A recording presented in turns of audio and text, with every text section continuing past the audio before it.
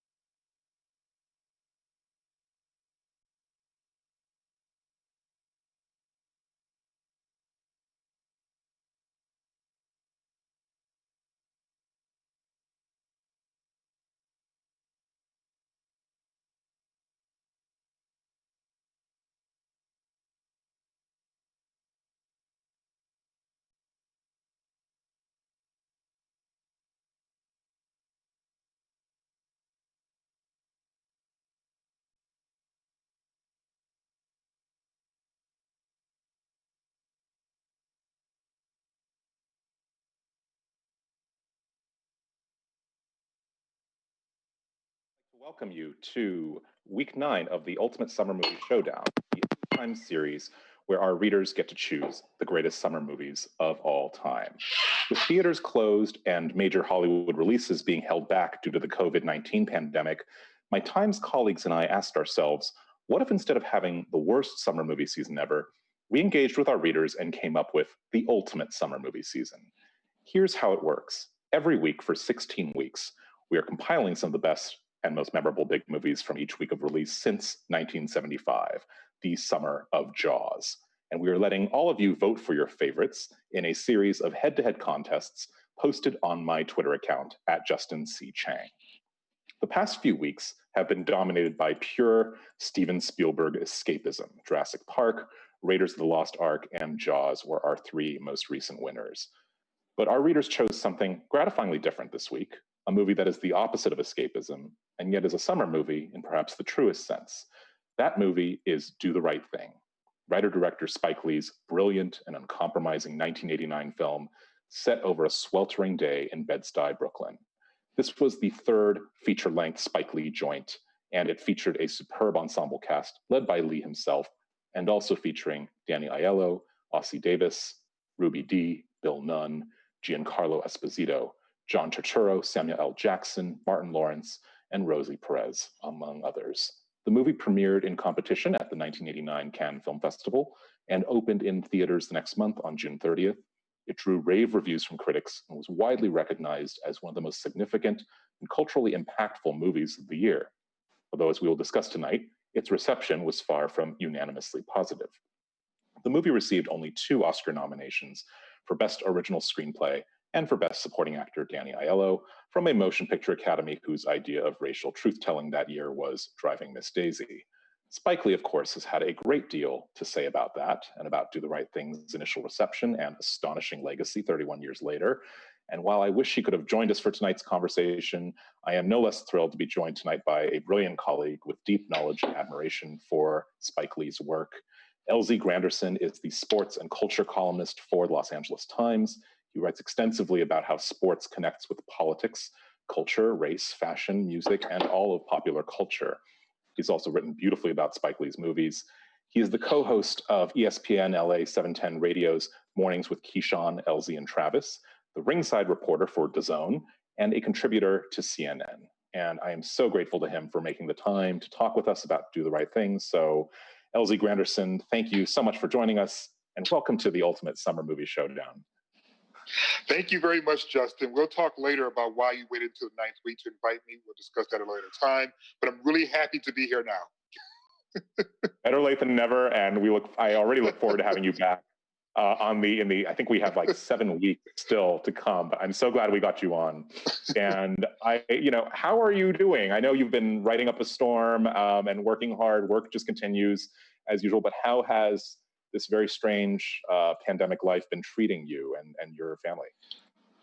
Well, everyone's healthy.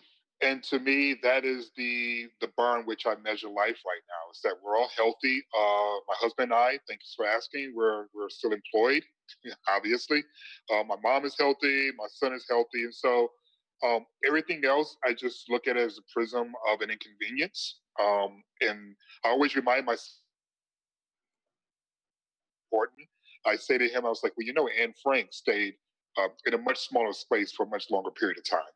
So I think we can handle being in our swimming pool, being in our nice home, and not being able to do the things we're accustomed to doing. Exactly. And the horrible inconvenience of having to wear a mask on those occasions when we go outside, of course. Oh, gosh. Oh, no, not a mask. Not a mask. No, it just... yeah.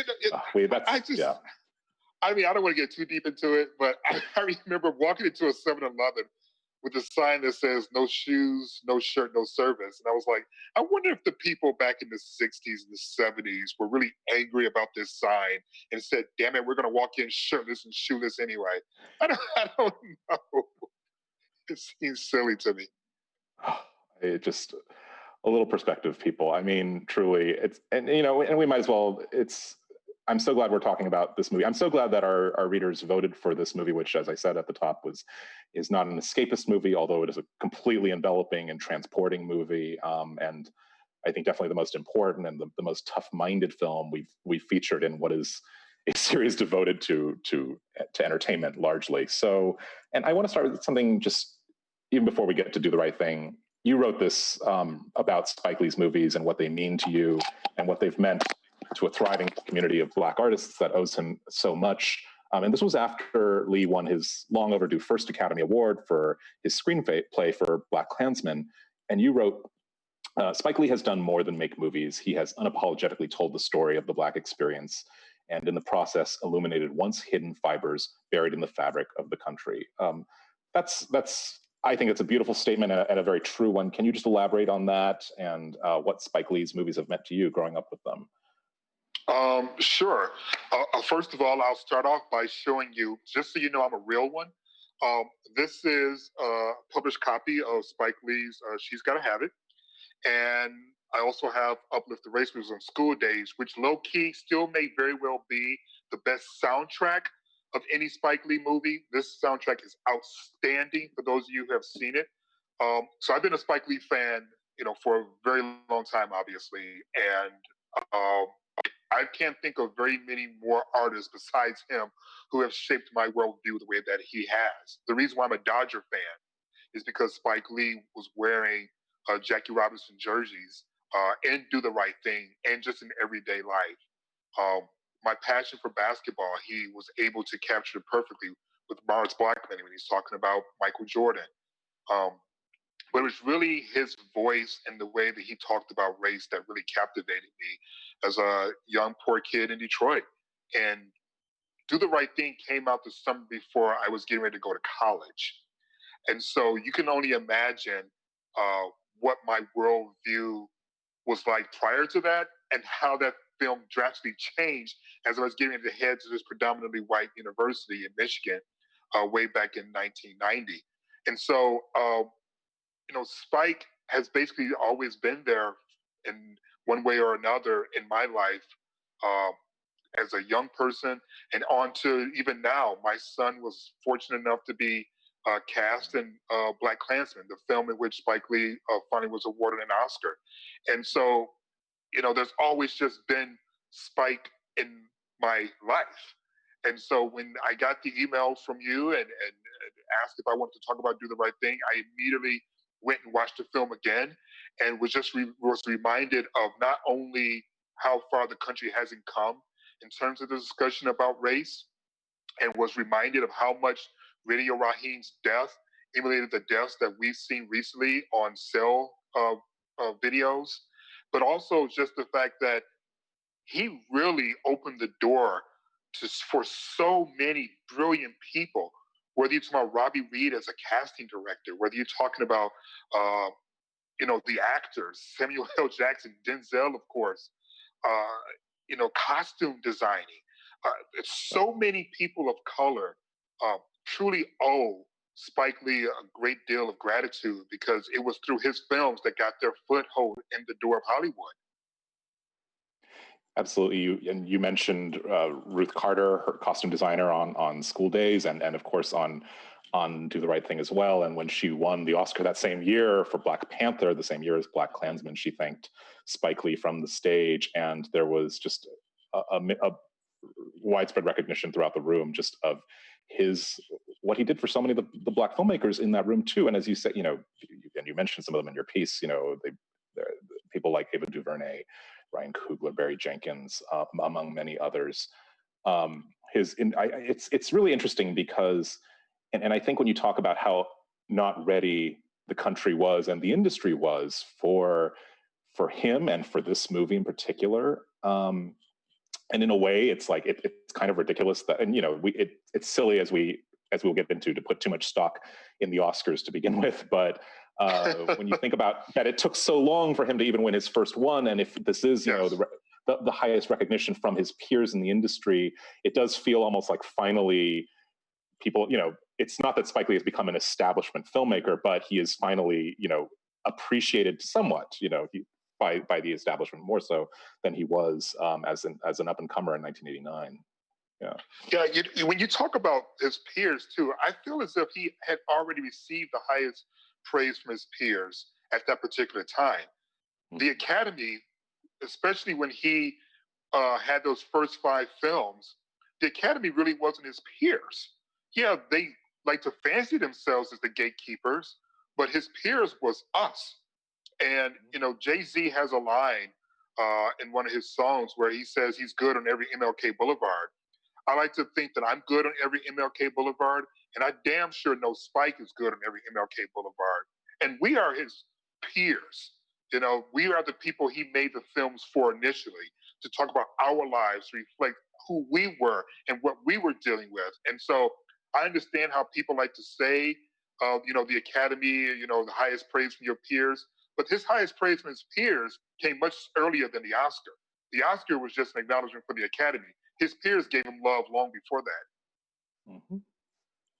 I think it's really interesting too that, you know, just remembering, you know, Spike Lee presented this year's Best Directing Award to Bong Joon-ho, a South Korean filmmaker. That was another beautiful moment. And Director Bong really quickly has also just pointed out to us that, you know, the Academy is a very local institution. And I think that was, it's like their concerns are not necessarily the world's concerns and the most important ones. And so it's just really worth keeping that in perspective, and where I completely agree with you, just where we draw our recognition and our value from, you know, just, and taking back to do the right thing. You know, you mentioned seeing it. I imagine you saw it in theaters in 1989, and have seen it many times since then. Most recently last week, I just rewatched it last week myself. Can you just tell me, do you remember, how vividly do you remember that first time you saw it? And can you just give some sense of what it was like? Was it this electrifying experience? What was it like to see something that must have been so raw and kind of unprecedented? So first of all, I went by myself. And I walked to the Northland Theater and northwest side of Detroit, and it was mid-afternoon, and I sat in the seat. And remember, I'm a Spike fan, so I'd already seen She's Gotta Have It. I've already seen School Days, and so I really had no idea what to expect, because those first two films are very, very different. One, obviously a bigger budget, he can do more. Two, he grew as an artist and as a screenwriter. And then just three, I was different. And just as I loved the hell out of Madonna in the 80s, and I can't really deal with her right now, I wasn't sure if I could love the hell out of Spike early. And then at this point in my life, I was just like going, you know, it's okay. And I remember just sitting there, just thinking to myself over and over and over again, I know him. I know her. She's my aunt. That's my cousin. This is my uncle. I know that store. Like, it was strumming my pain with his fingers, singing my life with his words. It was like literally seeing my neighborhood unfold, even though I was in Detroit, because there's so much of the Black experience that is unifying. So whether you're on the East Coast, West Coast, North or South, they're just familiar things. And so when you see little phrases or mother, sister, and you hear that name and people are like going, what the hell, mother, sister? It's like, oh yeah, we got Peanuts and June Bugs and all these respected individuals who, I have cousins that I've grown up with. I don't know their real name to this day.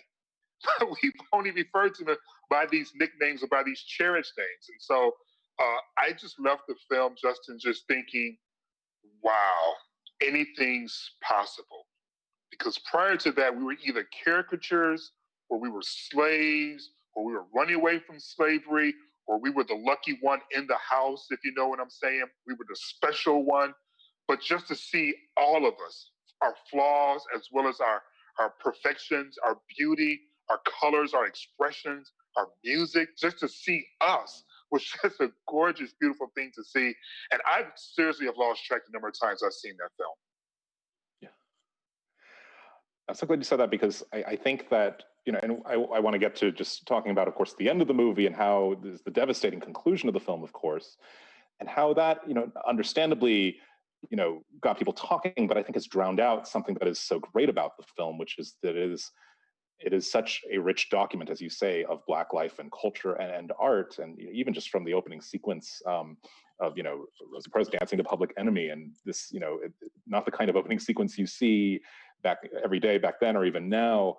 And just thinking about, you know, the musicians that Samuel L. Jackson's DJ rattles off on the radio, and thinking about, you know, and of course the very moving invocation of Dr. Martin Luther King Jr. and Malcolm X at the close of the movie, and throughout, just their dialectic shaping the entire film. I mean, it's just, I think sometimes, you know, this is a movie, of course, about a Black man who dies, but it's also, it's very much about Black lives, and just and the richness of that experience. I mean, I don't know where you were, but like just a simple throwaway line that he had in that scene with Rosie as they're lying in bed and he's rubbing her down with the ice cubes, which is incredibly sensuous, by the way. And I have tried that on people. It doesn't come across in the same way. So I don't know if Rosie's just special or what, but you don't get the same response when you roast somebody was nice to you. But that's a different conversation. When he commented on the size of her forehead and said that she had a Sade forehead, it was like, yes. It was just a yes moment, because growing up, we would talk about her forehead. Now, we love us some Sade, but we were just like going, girl got a big forehead. And so when he threw that in like that, that was real slick. And there was another moment too, Justin, I don't know if you saw it, but when Samuel L. Jackson is in the DJ booth and you can see all of the album covers, he had Whitney Houston's album kind of prominently placed. It was her second album, which I believe was just called Whitney. And that's important because there were moments in which people questioned her authenticity with the Black community. You can go back and dig. There were a lot of prominent Black leaders that used to call her Whitey Houston and things of that nature, felt like she sold out. And so I noticed that the most recently and really appreciated the fact that Spike made sure that not only did he embrace and acknowledge Whitney, but she was the only cover in that particular shot. So you had no choice but to see, yeah, Whitney's in this house too. You don't get to kick Whitney out because you don't like her music. Whitney's Black, she's with us too. Little cues like that. Spike was just on top of it. It's great. And this is why the movie, I think, holds up to so many repeat viewings too. I haven't seen it nearly as many times as you have, I'm sure, but it's just, watching it again the other night, it's just so much. It's such a full meal. I mean, you're kind of drunk on the movie afterward. And it's just such a fitting movie to watch right now. I had the air conditioning on and the fan on at full blast, even though it's not nearly as hot as it is in Brooklyn. But I just the sheer overpowering, sensuous heat and humidity of that movie, it just comes through, and the sheen of sweat. It's just such an atmospheric film that, of course, Spike Lee shot over, I believe, 10 weeks in the summer of 1988. So, where were you when you first saw it? I think I saw it in college, and I to age or de-age myself, I don't know. I was 6 years old when the movie came out, so I must have seen it in college, and and watched it many times since then. And most recently this past week, and it's funny because we talk. I mean, we're hardly the first people to point out just the ongoing relevance of this movie. It feels like a movie that has never gone away, because what it's about and what it says about racism, of course, has never gone away. But it's interesting because, and maybe we can talk now about the reception for the film. Even though this movie was very well loved and glowingly reviewed, made a lot of top 10 lists, was a big commercial hit, had major impact. A few critics, needless to say, all of them white, took issue with the end of the movie and were saying ridiculous things, that it would basically have Black audiences, causing chaos in the streets because of the, what we see, Radio Raheem's death, and then the destruction of Sal's famous pizzeria. And it's been 31 years since then, of course, but that charge and that monolithic view of Black people and Black audiences just seems so offensive today. And I think, and Spike Lee has, of course, not hesitated to call them out as racist. So, but yeah, do you remember, I mean, were you looking at the reviews at the time and just what people were saying about the movie and aware of this? No, I mean, I certainly wasn't, but I'm just curious what kind of lift that kind of reaction might have made. No, I mean, at that point, I had reached a level of self-awareness where I wasn't really looking for popular mainstream, doorkeepers to tell me what was good and what wasn't good. Spike Lee obviously got a lot of bad reviews from certain people, but these were the same sort of ideology that didn't understand hip hop, that didn't understand dress, that didn't understand much of anything of our experience. And as you mentioned earlier, the Academy was pretty insular. And so I'm pretty sure there weren't a lot of people, on the board who were able to kind of illuminate what Spike was communicating, which was a quiet, simmering rage. Not Black rage, just rage, because everyone felt the tension. And what's been happening recently, and I've been out in the streets protesting, or with the protesters rather, and as you mentioned, been writing a lot about what's been unfolding, since late May, basically. And, this notion that it was peaceful before, people are finally get what Spike was trying to say back then, what I've been saying with my writing over the last 20 years, as well as many other writers have been trying to say, which is, we never had peace.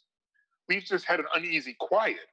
And throughout the entire film, you were giving cues to that uneasy quiet that we've been existing at. You know, whether it's not having representation on the wall in the pizzeria in the heart of your neighborhood, even though it's your money that's been keeping that person in business, or the relationship between some blacks and the Asian communities, and why we didn't have the same sort of access or the same level of resources in terms of being able to have our own businesses in our own neighborhoods. I mean, all these conversations that Spike brought up just highlighted just how uneasy the quiet was. And so, just as with this summer, there's an explosion. In the film, he captures an explosion, but we've seen these moments of violence and rage and anger from all directions multiple times throughout the course of this country's history.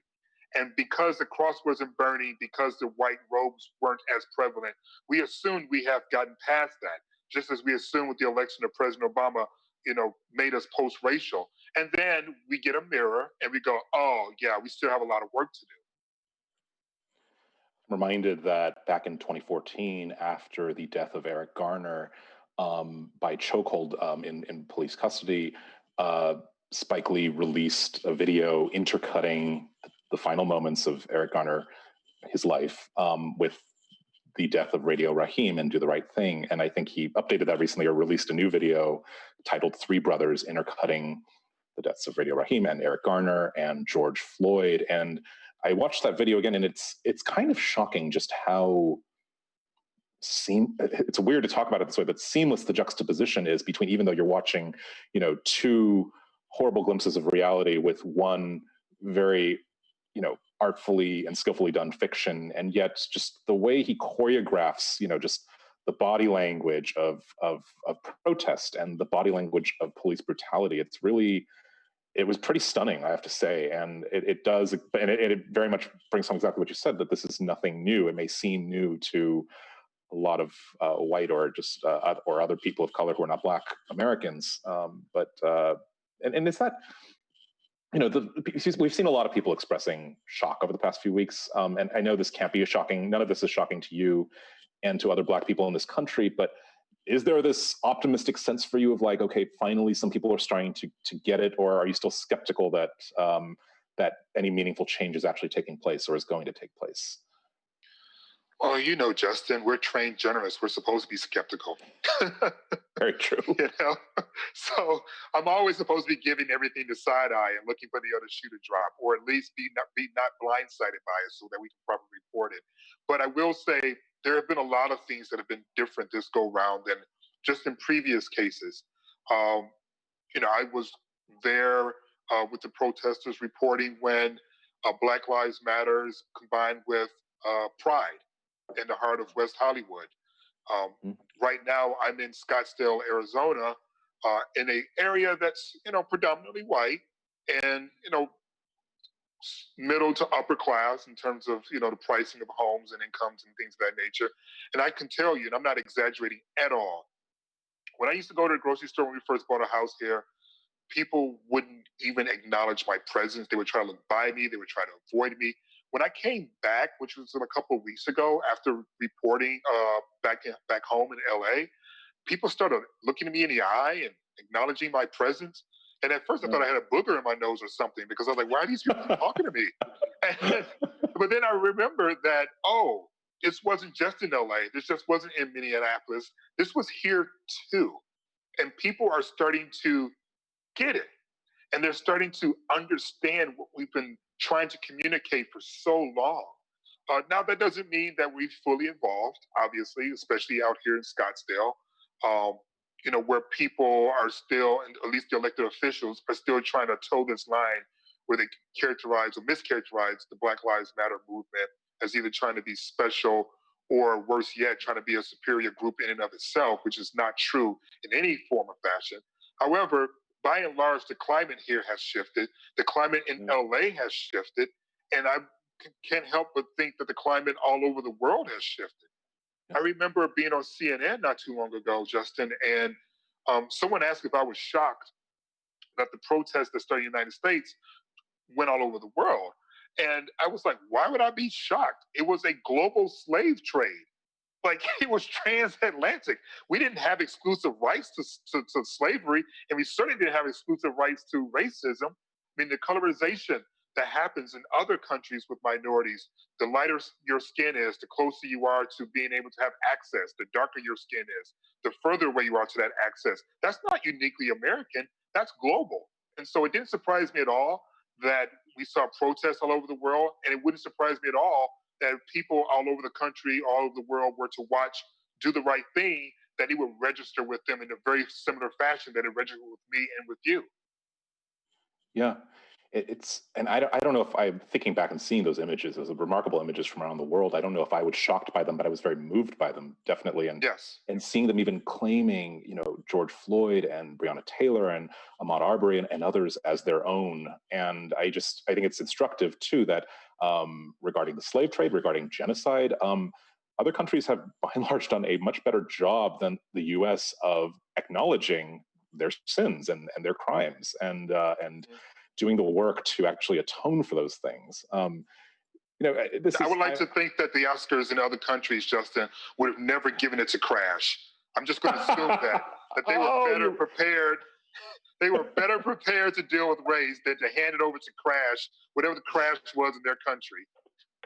You brought up Crash. We talked about this before the show. I didn't think we were going to get there. I can't let it go. I can't let it go. You can't. Well, since you can't let it go, I can't let it go either, because I think this is, and sometimes I get tired of writing and talking about this too, but I think it's important, when we look at the movies about race and racism that have won, and Crash is an example of that, movies that are more about making racism and its solutions palatable, or even than they are in actually challenging an audience, and movies that even a movie like Crash, which purports to show a wide range of perspectives and different people of different racial backgrounds, it ultimately seems to fall on kind of a sort of safe white liberal perspective. And this is and I think this is very, very relevant, of course, to Spike Lee, because Do the Right Thing, and again, we can accept, of course, it's silly to fixate on the Oscars, but we're going to fixate on the Oscars just a little bit anyways, because and with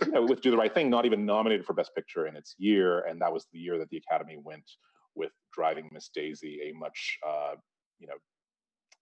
more comforting view of a more comforting kind of racial story or fable or whatever you want to call it. And then even 2 years ago with Green Book winning in the year that gave us Black Klansman and Black Panther. I mean, and I know a lot has been, I've said my share on Green Book. Probably I don't even write another word about that movie, but I think it tells us something about the readiness of the industry and of the audience to, are they, the kinds of movies about race that they're comfortable with.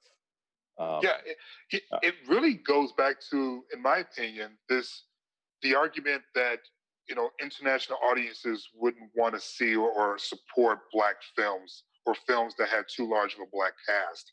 And it's sort of the same mentality that mainstream movies won't be supported if white people are offended, if white people are made to feel uncomfortable. And so we can have a villain, but what we can't have is an exposure of a system, because that's a little too heavy for people, and that may not necessarily give us the sort of revenue that we're expecting. So they like to try to, they being the proverbial, powers that be, they don't mind talking about race, but what they gotta have is some white heroes. Otherwise, white people may not support the film.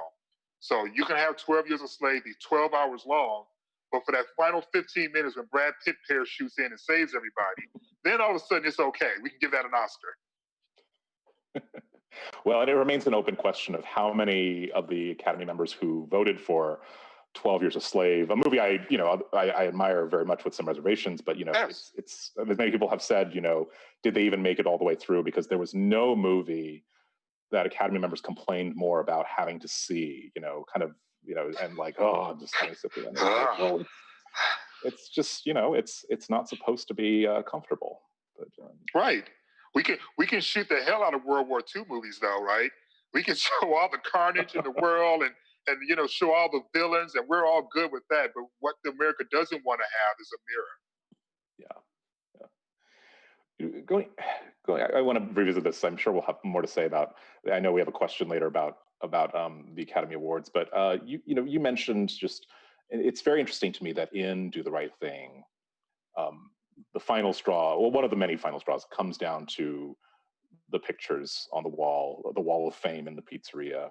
And there's such a great scene in that movie when Buggin' Out, played by Giancarlo Esposito, points out that you understand your Sal's Italian American pride and wanting to show Italian Americans and Al Pacino and all of that, but the entire the business for the restaurant is almost entirely Black. And so why and this just set up my thinking, because right now we you and I at the LA Times too, which is in the midst, like many newsrooms across America, is in its own reckoning with the inequality and the underrepresentation of Black journalists, and of Latino journalists and other journalists of color.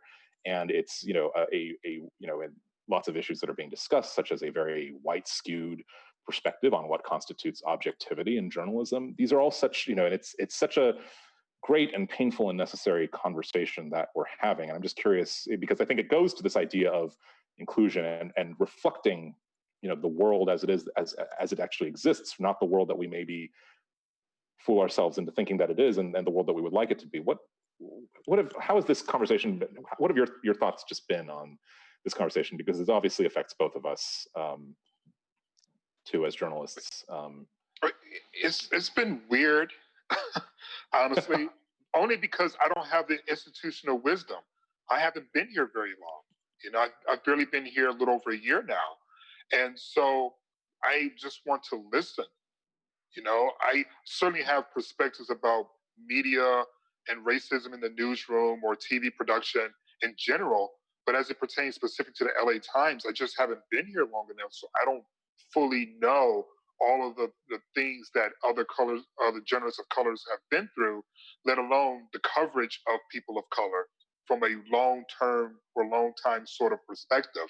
And I'm not going to say I didn't have the time. I haven't taken the time yet to properly investigate the way that things were covered, like the Watts riots, like what happened during Rodney King, because I'm busy trying to write and report on what's happening right now. And that's the blind spot that I was reminded of again this week, that I do need to go and I do need to be better informed about how this particular paper has covered people of color. But just generally speaking, I saw a post that was amazing. It was written by Matthew Cherry, who won the Oscar for Hair Love. Right, for Hair Love, yeah. And he had talked about the number of Black women who had to basically do their own hair and makeup in Hollywood because there was no one on staff that could do their hair for them in a way that would be attractive, right? And so it was incumbent upon them, even though they had a hair and makeup department on these sets, to just still do their own hair. And I so related to that because in my coverage of Wimbledon, of being part of that great team, I actually had to go out into London, into Kingston, and other places to try to find someone to do my hair. Even though we had a hair and makeup department, no one knew how to do my hair. And I covered it for years, and so no one thought that maybe we should try to hire someone who had wisdom or understanding of how to do natural Black hair. And so just little things like that if you point out, people go, oh, yeah, of course. When we talk about systemic racism, when we talk about not being seen, these are the little things that we're referring to. It's not, the burning crosses. It's just, you didn't even see me. And you're cognizant of the fact that I'm doing my own hair. You know that I'm not there right now because I have to be shipped out like some sort of like exotic animal to get my hair done and groomed, then brought back into the fold. So I'm going to assume, just based upon my own experience, Justin, that many people who worked at the paper before us and many who currently work at the paper have experienced a same sort of dynamic of not being seen. And there's nothing worse to the human spirit than indifference. If you hate me, at least I know you see me. But if you just look right through me, then I start to wonder if I even matter and if I even exist. Hence, Black Lives Matter. Yes. Oh, I need to sit with that, LZ. That's so, no, it's biblical too. I mean, just it hits me with that. Just what you said about, indifference being worse than hate or love, and love and hate, very fitting for Do the Right Thing.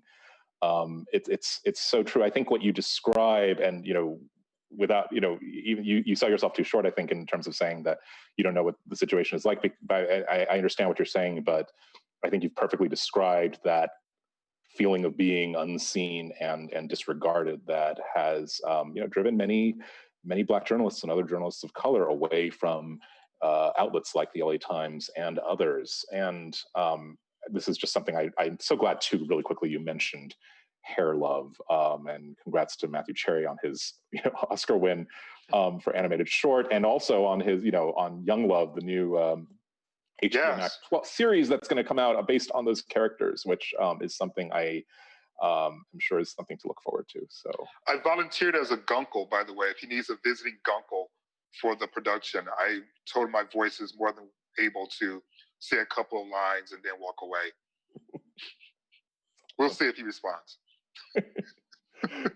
I hope he does. LZ, you write about. One of the reasons I'm glad you're here talking is because you are a window into a world that I know absolutely nothing about, which is the sports world. You write about sports and culture, and you've written a great deal about how. And I know the sports world is it's like saying the entertainment industry. It's a very broad thing, but how it's responded to George Floyd's killing, to the Black Lives Matter protests. You've written about NASCAR's response. You've written about, recently Clayton Kershaw's support for Black Lives Matter.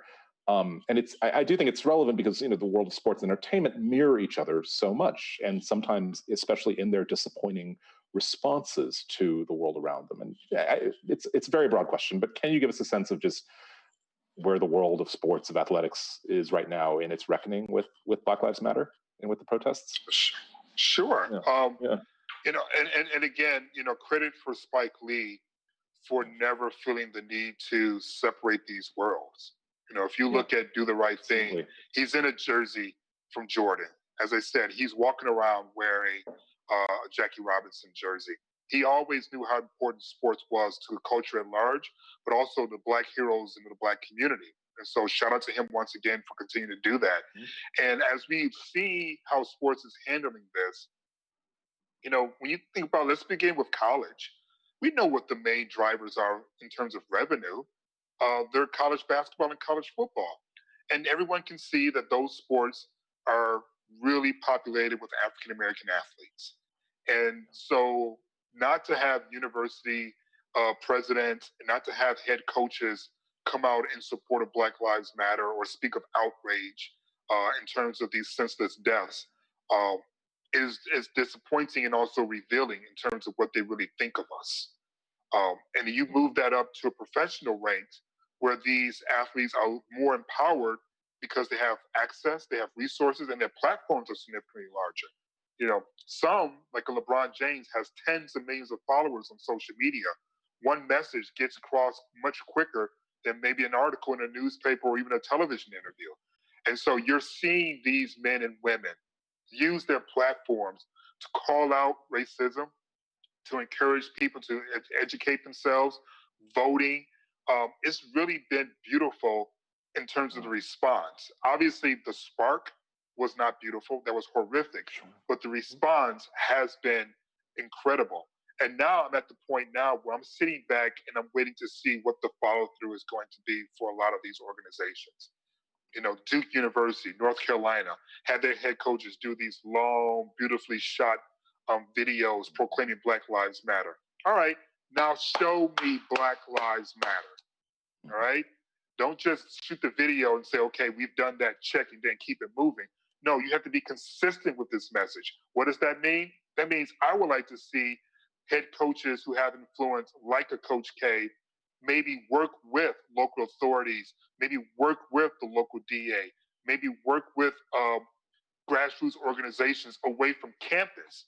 Because campus life and the city life and town life, they're not the same thing. And work with those individuals and find out how can he lend his resources, how can the university lend its resources to help the communities trust the police more and also help the police understand the communities in which they're serving better. So it's been a great start, in my opinion.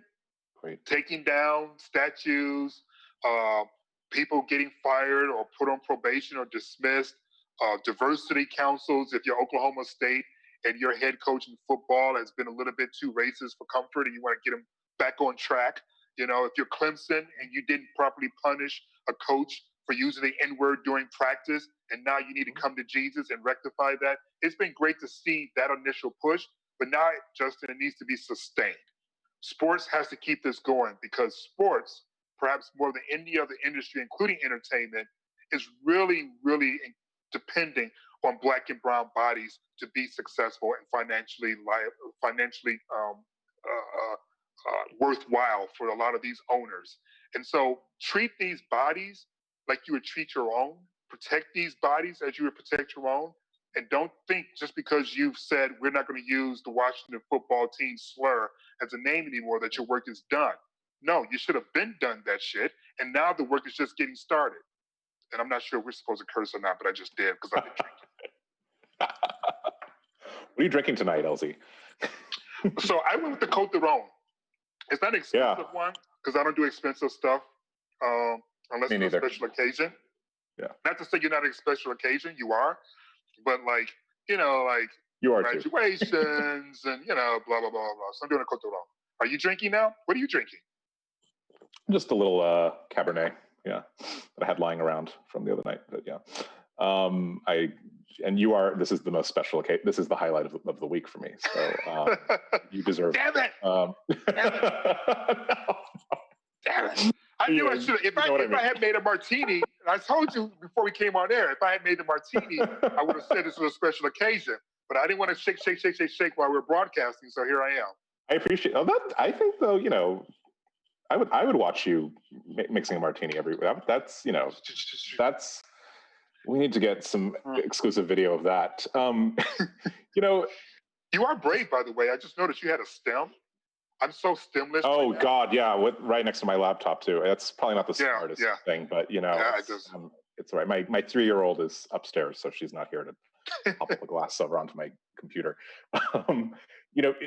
LZ, everything you said, I appreciate very much the point that why it's especially imperative for sports to take heed of this, and I think it is true, as well, just with entertainment and with media, which are hopefully in the process of diversifying and having more Black and brown bodies in those industries. We're just in such a strange moment right now with the pandemic, with hopefully the waning days of this presidential administration. Who knows? But it's going to be interesting to see if this is just an extraordinary moment, or if that will actually pan out next year, even, and when things are potentially better. Does that mean the pressure is suddenly off? So I think that's something we're going to look forward to. You just keep having to keep watching, and I'm looking forward to your ongoing coverage of it as well. Well, I'm hoping for some happy stories, that's for sure. Same, absolutely same. And speaking of happy stories, so I don't know how you felt, but in rewatching Do the Right Thing, I was reminded at how brilliant the soundtrack was. Yes. It's such a good soundtrack. Spike was in his bag. He had Guy, Public Enemy, Perry, Al Jarreau. He did the damn thing music-wise, that's for sure. Musically, it's a beautiful film too, and I think because it is so so powerful and truthful, we sometimes just overlook what a beautiful film it is. Shot by Ernest Dickerson, cinematographer, and with Ruth Carter's costumes. It's just such an evocative movie, and I just increasingly become appreciative of just what an artist Spike Lee is, and he is someone who is so conversant with not just American history and world history, but Hollywood history as well, and his engagement with with musicals, with war films, he's a great genre kind of mix master, as well as just someone who's he's often thought of, I think wrongly, as just a provocateur or just a truth teller or just and he isn't just anything. No. He really synthesizes so many different genres and styles. I'm curious yet, have you seen Da 5 Bloods on Netflix yet? I know. Yeah. I didn't want to. I figured you had, but I didn't want to know. I mean, yeah, I liked it a lot. But what was your reaction to that movie? And I feel bad saying this. I had a hard time not thinking he was the Black Panther, and so I kept looking like going, Oh, put Chadwick, your suit yes, on. of course. Yes. Yeah. I was like, just put your suit on and just get the gold, Right. man. What are you doing? Why are you messing around like this? It was a smart film. Spike tends to do a lot of smart films. I'm not going to sit up here and pretend as if every single film Spike's done was groundbreaking and brilliant. For me, not all of them were, but they all have something worthwhile to say. They all have something important to say. And so this film really illuminates the complex relationship that African Americans have with the military. Especially, as we talk about the 4th of July and Juneteenth, and what does independence really mean to the Black community versus maybe the white community. And I think this year, more than any other in recent memory, people were talking about that in a much broader way. But there is a beautiful scene there, and I say it's beautiful, even though it's gritty and it's tough and it's dark and it's hot and it's sweaty. But Chadwick gives like this beautiful speech about what's right and wrong in terms of what's owed to us and how we're treated. And, the question of, oh, this isn't our gold and, we're going to get in trouble. And he just goes on and just says, are you kidding me? And by the time he got done, no matter what side of the fence you were on, you understood where he was coming from. And that to me was like the heart of the film. The notion that the way that patriotism works for white Americans should be the same way it works for African Americans. Well, the treatment isn't the same, so why should the love of country be the same? Now, I call myself a patriot. I love this country. The blood that's in this soil are blood from my ancestors. We built this country. It wasn't willingly, but we still did it. And so I'm not going to surrender it because you make things uncomfortable for me. You make things uncomfortable for my family. I'm going to dig my heels in and fight because we built it. The economy, Wall Street, the White House, we built it. But the term patriotism, I'm sure, is different for me than it is for perhaps someone else who's white. They may have a different relationship with the country than I do. And I felt that Spike's movie illustrated that. Absolutely does. I appreciate you saying too that, yes, not everything he makes is a masterpiece, of course, but that's true of just about every filmmaker. And I know it's hard because he's made so many. Do you have a favorite of his? Would it be Do the Right Thing, or is it something else? Oh, man. I wasn't ready for that one. Well, first of all, I would say I have a favorite soundtrack. I'll start there. It's good to start. Mo Better Blues. Yeah. Mo Better Blues is my favorite soundtrack. I didn't know who the hell John Coltrane was until Mo Better Blues. Had no idea that Brandy Marsalis actually had a brother, let alone a father, until Mo Better Blues. So Mo Better Blues musically opened my eyes, and now I'm a big jazz fan and listen to so much that is connected to me from that film. In terms of screenplay, Black Klansman is my favorite screenplay. Yeah, Mike's. It's a great script. Yeah, it's a great script. I think maybe School Days, which is right here, might be my favorite Spike movie, and I think it has more to do with where I was in my life growing up than maybe the film itself. But again, the themes that he brought up, the colorization issue, that's very prevalent in the African American community, light skin versus dark skin, the type of hair, curlier versus straightened hair, the shiftless brothers who say they're about something but don't actually do anything. That's an important part of the conversation. And then don't forget, Spike Lee in the middle of this movie had a musical. He did a complete song and dance Broadway number in the middle of School Days. And, I rewatched it maybe like a month or 2 months ago because I was in the mood to hear Tisha Campbell sings I Don't Want to Be Alone Tonight. And I had been playing it on my, with Alexa, but Alexa didn't have the bass I needed. And so I was like, you know what, forget it. I'm just going to go straight to the source, and I just rewatched the movie. And again, so much of Black royalty in terms of Hollywood in that film. And it just reminded me again of just how influential Spike has been, not just for those of us who are fans, but for those of us who work in the industry as well. So I'm going to go with School Days overall. But again, I think it's more about where I was in my life when I first saw it than maybe the film itself. What about you?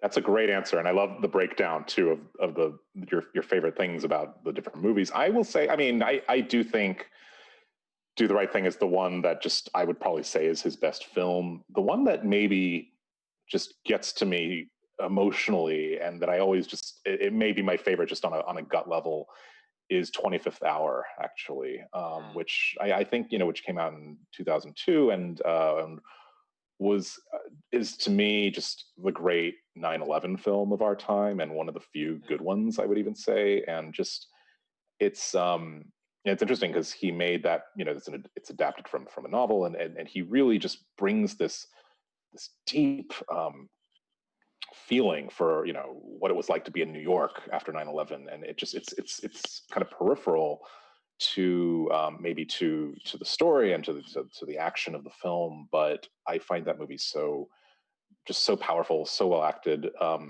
Terrence Blanchard, his regular composer, such a great composer, and you speak about yes, he is in all his films, and I think his score for that movie is just transcendent. Sometimes I just watch the opening credits just because it's so overpowering. That movie, and it's just to me a reminder that very few people can match Spike Lee in terms of just responding to the moment, and he gets a lot of grief, I think, from people, as he should, because he is about having an argument, and he's a very he can be very didactic, he can be very dialectical. He really likes to, this is about, the argument is part of the point. But what, he responded to that particular tragedy just there's an emotional purity to that movie that I just can't shake. And I love it so much. And I think it's gotten better and better as time's gone on. But I think, his best, go ahead. I think his best direction was Malcolm X. Yeah. Which is still different than his best film, but I think his best direction was Malcolm X. And I think Inside Man may be the best film he's done that he didn't write. I can do this all day. I can. I love this. I could too. I mean, no, it's true, and I'm glad you make that distinction between, because for a lot of people, they can't separate best film and best direction, and it's a tricky thing to do, I think. But you're absolutely right. I mean, there is something just virtuosic about the direction of Malcolm X that maybe there's an unevenness to the whole thing overall, but just for sheer kind of directorial, just chops or bravura, it's absolutely remarkable. But a lot of people, and he gets some brilliant performances, obviously starting with Denzel, but just everyone, Angela Bassett, just totally. I mean, he's the dog, man. He really is, and Delroy Lindo too, who is now, of course, getting well-deserved recognition for his brilliant performance in The Five Bloods. Yep. So, well, I could do this all day too, but we have one or two more questions, and in fact, I think we have a question from a reader. But before I turn it over to our reader question, I'm going to shake this up a little bit. I'm going to let you, LZ, just answer which question you want to answer. And I'm going to put this to you both two ways. Normally, we sometimes ask our guests, what is your favorite summer movie of all time? But because you are you in here, I'm going to ask you, what is your favorite sports movie of all time?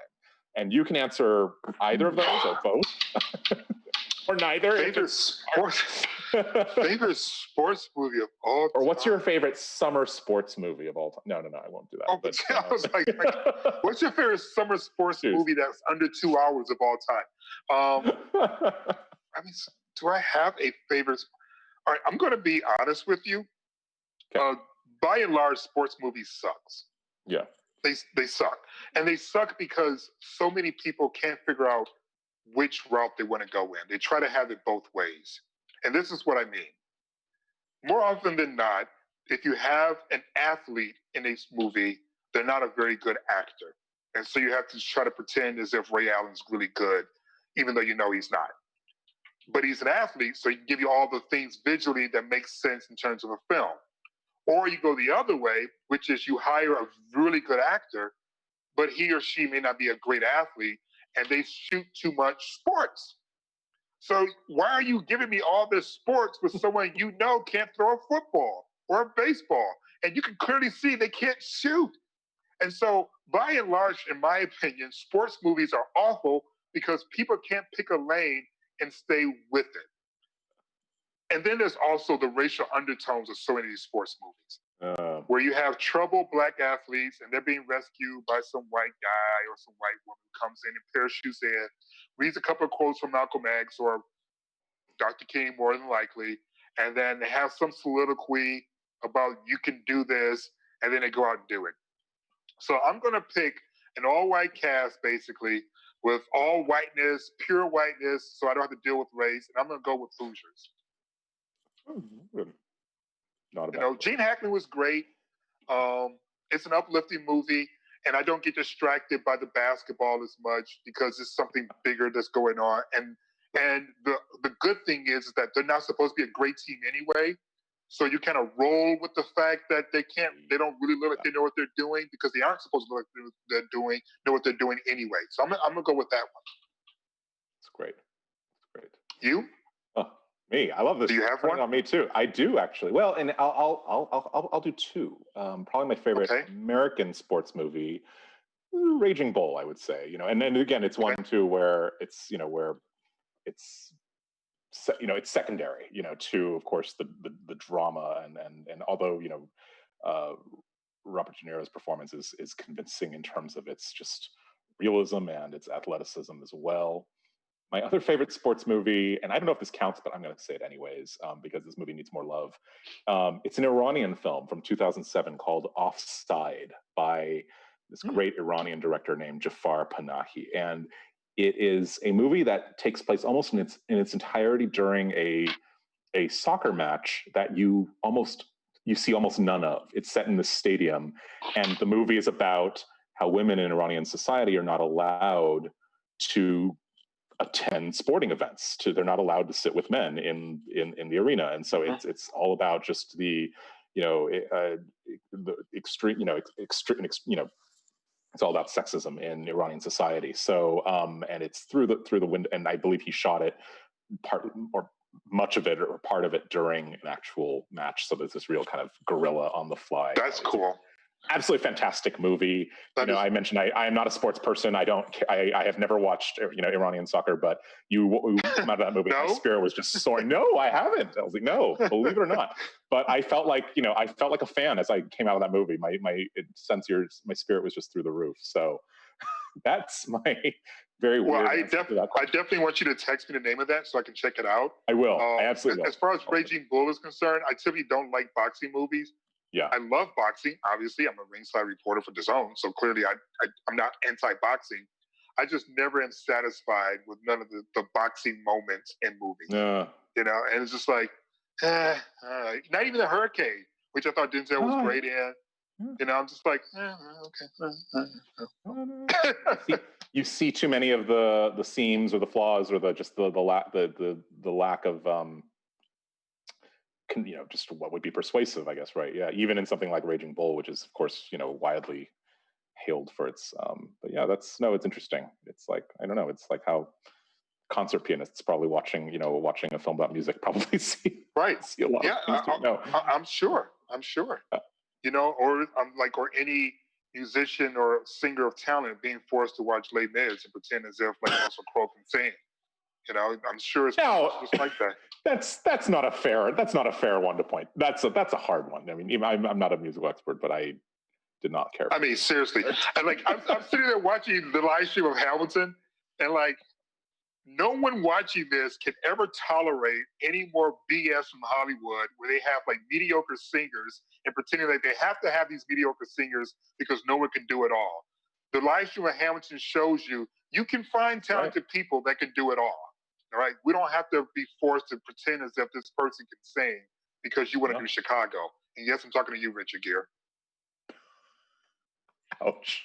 Well, I'm glad you mentioned Hamilton too, because I think just also the it's a very straightforward, shot over 2 productions in New York, and so there's not a lot of visual flourishes, not a lot of fancy footwork where the camera is concerned, but you don't need it. It is just so about the material and about those great actors and their Tony-winning and Tony-nominated performances. And many of these actors are not necessarily Hollywood household names, but they are just powerhouses. So glad the exposure, right? They're getting that recognition finally.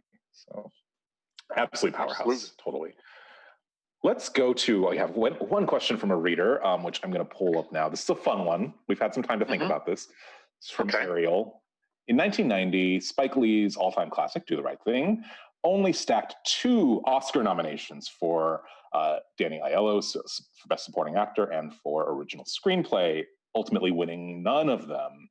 If you could, how would you re-rank that year's nominee lineup, and where would Do the Right Thing stand? And just for, this is a fun game, and we keep coming back to the Oscars. I think it's fun to play these games.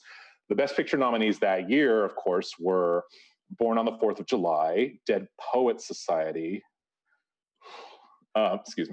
Driving Miss Daisy, Field of Dreams, and My Left Foot. Do the Right Thing was not nominated. LZ, what would you do with this group of films? Well, first of all, I would supplant Field of Dreams with Do the Right Thing. That's first. Nothing wrong with, Field of Dreams, but sure, come on. And then I really felt that from that collection, I probably would have gone with Born on the 4th of July. I do believe Tom Cruise was nominated for an Oscar for that performance. Yeah. Was Oliver Stone, correct? Oliver Stone, yes. Yep, directed it. Great film. And it was a really, really good film. And out of all the ones that were nominated, it's the only one that I've seen more than once. No. I saw Driving Miss Daisy, and I was like, the hell y'all did? No, you didn't. It was so offensive to me. I was just like, are you kidding me, Dan Aykroyd? This is what we're doing with our talent? No, Morgan, no. But I'm not going to fault Morgan because, the roles weren't plentiful. Let's just put it that way. Yeah, no. But no. And I don't want to poo-poo Jessica Tandy. She, I believe, was 80 when she won, and I also believe she was the oldest person ever to win her first Oscar or something like that. So I don't want to poo-poo the history that was made in that moment. But Spike Lee's Do the Right Thing certainly should have been nominated. And no, I don't think Driving Miss Daisy was the best film. A good film, entertaining film, but best? No, dog. I haven't seen it in 30 years. It's true, and a lot of these times, and sometimes this is unfair to the films themselves. It's not that the movie is so terrible or that it doesn't have craft and good acting to recommend it, and certainly it's almost never the actors who are to blame for. No, on the contrary, it's the actors whose performances are usually what draw us in, but they end up inflating these movies into something more than they were perhaps meant to be, even, and it shows you where the academies or where any organization's priorities lie if this is what they're singling out as the best in a field where there were better options. I would say from this group, I would, like you, LZ, I would also keep Born on the 4th of July. I think that's the only one I would keep. Now, I would obviously put in Do the Right Thing, which I think should win, actually. And I'm going to throw in a few things, some combination of Drugstore Cowboy, Gus Van Sant's film. I like that. Brian De Palma's Casualties of War, I believe, was that year as well. And it's a hard pick between Steven Soderbergh's Sex, Lies, and Videotape and... Oh, God, seriously? No, dude, no. Okay, no. Okay, all right. Because you said that, I'm not going to put in Sex, Lies, and Videotape, and I'm going to go with another all-time 1989 favorite, The Little Mermaid. Can we live with that? Can we exist? I can live with that. I can live with that. I can live with that. I'm just in a space right now where the artificial angst of suburban or well-to-do white people I just can't right now. I just rewatched Fight Club, and Fight Club was one of my favorite films. Younger.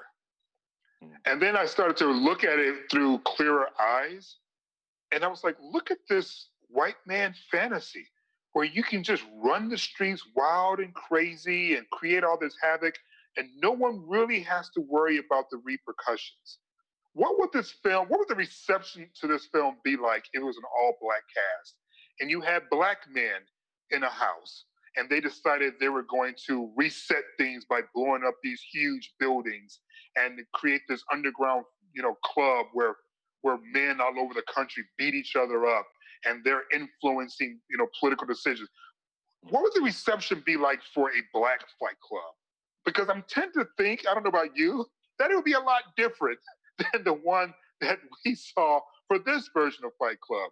And so my tolerance for this sort of fantasy where they're at the point of privilege that they could start thinking about being reckless without consequence, while there's still a significant number of people in this country that are, women or people of color or in the LGBT community who are still just trying to be respected, who are just still trying to matter.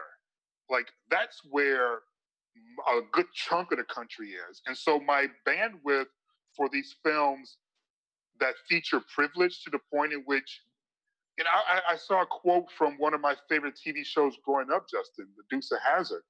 And John Schneider, who I'm pretty sure made me gay growing up, said that the car was innocent or something like that, and that this was like political correctness gone crazy. And I was just like, no, the car was called the General freaking Lee with a Confederate flag. That's not the country going PC crazy. This is you being ignorant as hell. And you need to pick up a book and read it. And I'm upset that you okey-doked us into cheering for the Confederate flag because we didn't know any better.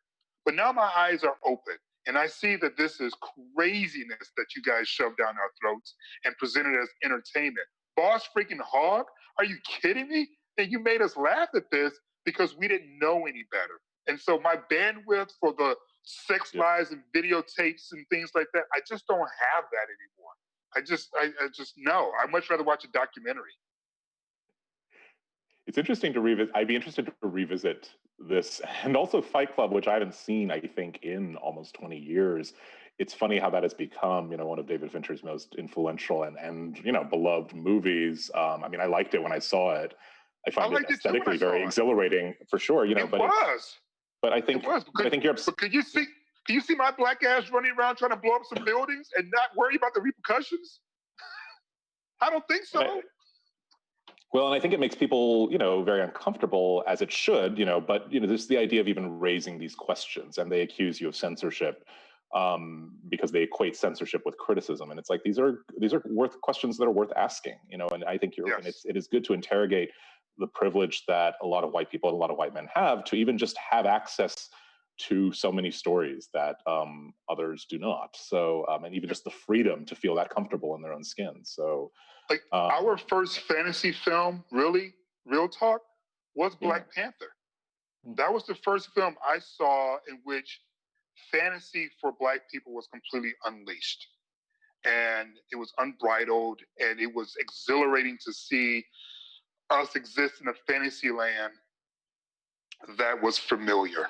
And I don't want to sound bitter about films like Sex, Lies, and Videotape or, Fight Club, as we've been discussing. I don't want to sound bitter about it. I'm just speaking about my own bandwidth consumption, in which there's a complete drought for one section of people, and there's an abundance for another, where there's room for fantasy.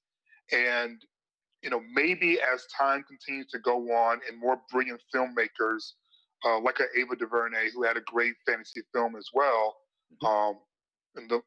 Maybe then, as we are able to have more, that my bandwidth can expand again.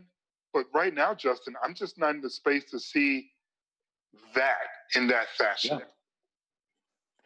I totally hear you. And it's been really interesting, just this whole project. And this is a good note to kind of wrap up on and look ahead to next week.